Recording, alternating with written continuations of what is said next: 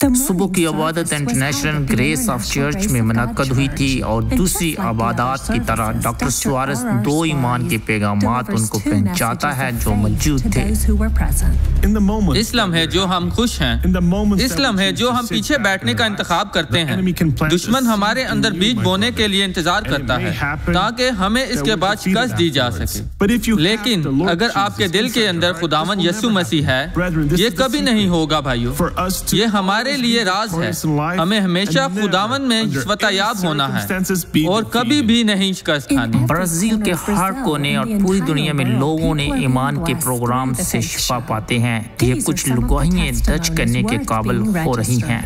मेरी बहन, आपने कौन सी बरकत पाई है? डॉक्टर सुआरेस, जब मैं 8 महीने से हामला थी, गली में एक कुत्ते ने मुझे नीचे गिराया, मेरी पंडली तोड़ दी।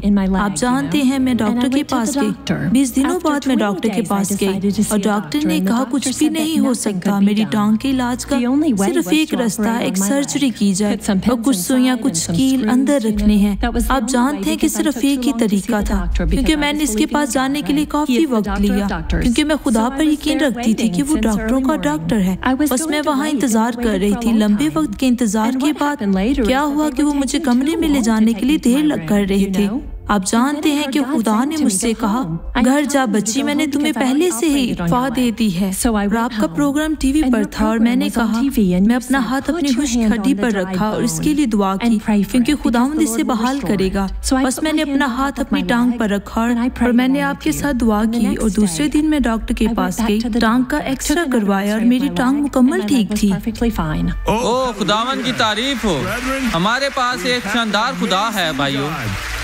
डॉक्टर सुआरेस मुसीबत में हमें खुदावंद को पुकारने की खासियत के बारे में सिखाता है।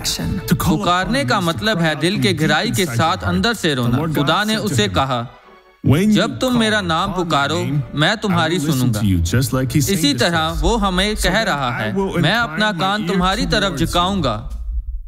मैं सुनना चाहता हूँ, मैं समझना चाहता हूँ आप मेरे से क्या चाहते हो। खुदा आपकी तरफ देख रहा है, वो आपको जानना चाहता है। उसके पास ताकत है जो वो आपको देना चाहता है। इसी तरह के ईमान के साथ वो जो रीढ़ की हड्डी के मसाइल में मुब्तला हैं, चर्च के सामने दुआ हासिल करने जाएं जो आसमानों को हिला सकती हैं और खुदा की आप में से कितने ऐसे हैं जो पहले झुक नहीं सकते थे? आप कितने अरसे से झुक नहीं सकती थी? मैं दर्द की वजह से हफ्ते से नहीं चल सकती थी। ये दर्द मुझे जुमेरात को शुरू हुई।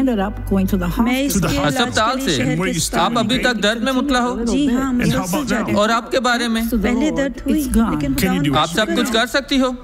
खुदावन की तारीफ। डॉक्टर ने कहा मुझे सूजिश, नसें सूजी हुई थी, इसलिए मेरी बाजू मुकम्मल तौर पर कमजोर थी, लेकिन मेरा ईमान था क्योंकि आज मैं काम पर नहीं गई थी। बहन, आपने शिफा पाई? मैंने शिफा पाई है, मेरा ईमान खत्म हो जी हाँ। 3 हफ्तों से बिजली के झटके महसूस कर रही थी। लेकिन आज नीचे झुकी और यीशु के नाम से कुछ हमारा खुदावन शानदार है। इसके अलावा कोई है जो गवाही देना चाहता है? डॉक्टर सुआरेस, मैं अपने जिस्म की इस तरफ दर्द महसूस कर रही थी। आप ये खत्म हो गई? खुदा का शुक्र है मैं ठीक हूँ। मुझे दिखाएं आप पहले कैसे चलती थी। लंगड़ा कर चलती। लंगड़ा के चलें, इस तरह से।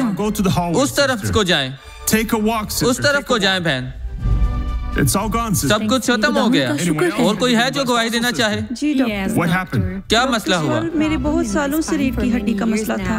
मैं दर्द बर्दाश्त नहीं कर सकती थी, बहुत खौफजदा थी, यहाँ तक कि मैं अपने पैरों के नीचे दर्द महसूस करती। और आपके बारे में? अब मैं ठीक हूँ। लंबी दौड़ जारी है यहाँ उस शहर में और बहुत सी इबादत हैं। उस रास्ते से कोई भी खुदा के हैरत अंगेज अजायबात नहीं छोड़ेगा।